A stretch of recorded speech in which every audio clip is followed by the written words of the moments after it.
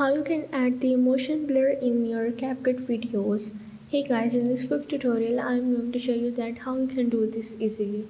So the steps are really easy and simple. So now let's get started. So first of all you have to drag your video in the timeline, and after that you just have to select the video, and from here you have to go in this option. Now you have to go in the video of the basic, and from here you have to scroll down. Now as you can see, here is the option of the motion blur. You just have to tick mark this icon, and here you have to select that how much blur you want to add in your video, and after that you just have to click on this blend option if you want to blend your video, and you just have to click on this apply to all if you want to apply to all of your video. Now sometimes this effect doesn't work properly, so what you have to do is go in the effects, and from here you have to go in the search for effects, and here you just have to simply search for the motion.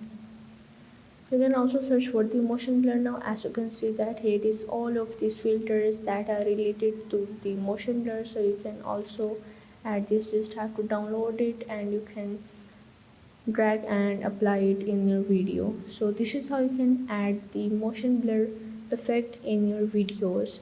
So if this video helped you out, make sure to like and subscribe to the channel, and see you in the next video.